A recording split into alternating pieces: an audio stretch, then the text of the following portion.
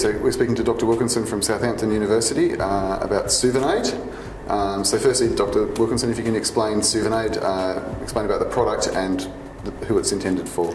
Yeah, Suvinade is a new nutritional supplement which is designed to improve the brain's ability to replace membrane and replace synapses.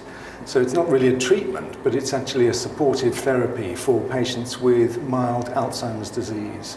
And it's for people with mild Alzheimer's because we've got some very good clinical data in patients with that population of patients. I was actually going to ask about the trial evidence. So what sort of level of evidence has it got for its efficacy? There have been two positive trials. One was a 12-week study in patients who were drug naive. They had mild Alzheimer's disease but hadn't been on any treatment, and they showed improvements in a memory test, the Wechsler memory scale, which is a test of recent recall. And the second study was a 6-month study using the neuropsych test battery, which is a combination of memory tests. And again, there was clear and significant improvement in the memory scale. And can it be used by all patients, or are there any sort of contraindications or any sort of people? Well, no. I mean, the wonderful thing about it, of course, is it's got no contraindications. It seemed to be well tolerated, well absorbed. Patients' compliance was I think something like 97% of patients took it for 75% of the time. So it was a good adherence, but it is only, it's a food for special medical purposes, so it's not on prescription, but it's only available through pharmacies and only for patients who have a diagnosis of mild Alzheimer's disease. And what's it, I suppose for our pharmacy audience, I mean, they're obviously interested in its composition, so what can you just briefly describe? Yeah, and a lot of data had come out of Richard Workman's lab in the States looking at nutrition and mental illnesses generally, and the deficiencies were noted in patients with Alzheimer's disease in terms of things like vitamin B12, B6, folic acid, omega-3 fatty acids, choline and various other compounds.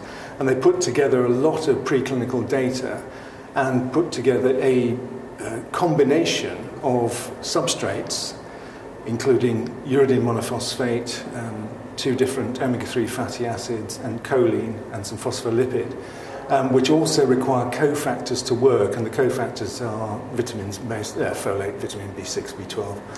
And this combination doesn't affect body mass index in any way. It doesn't affect glucose metabolism. It's only about 125 kilocalories. And so it's a supplement on top of normal diet and seems to drive the Kennedy pathway, which produces more phosphatidylcholine and membrane, and seems to be effective. So basically, so what you're saying before, it's obviously not a treatment, but it's something that enhances people's memory levels. Is that sort of a... Yeah, it doesn't help. I mean, basically what it's doing is it's supporting the neuronal network in the brain, because the synapses tend to get oxidized and damaged by the presence of the amyloid protein in the brain in patients with Alzheimer's disease. And so they have an increased need for turnover of membrane, and by providing these nutrients and these substrates, you can seemingly has a sort of protective effect on the brain, which has a knock-on effect of this improvement in memory.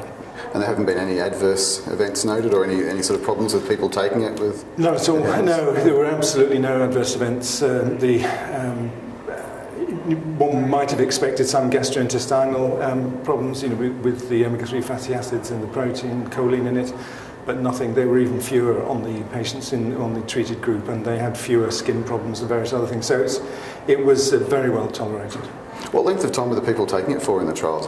The first trial was a 12-week study. It was like a sort of phase 2 trial, and the second trial was a 6-month study. And the second trial had an open-label extension for another 6 months, where one continued to see improvement in the patients who'd been on Suvinade, and the patients who'd been on the placebo also showed improvement, so they were both statistically better than they were at 6 months. So, it'd be interesting to see how it goes once people have been using it a bit longer. And is it commercially available overseas, or is it sort of been launched? I think Australia's the 5th country it's been launched in. I think it's certainly been launched in 2 or 3 European countries: Holland, Germany, Italy, and I think Brazil. And is there any sort of program being around its launch, like any sort of support program for patients or for pharmacists to help people with? I think once it's launched, I think by then I hope pharmacists will be aware of what's happening. I think the company are trying to get around healthcare professionals before the launch so that people are wise to it.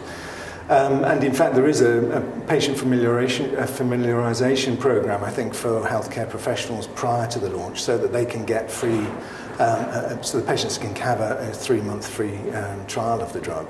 Sorry, it's not a drug, of the supplement.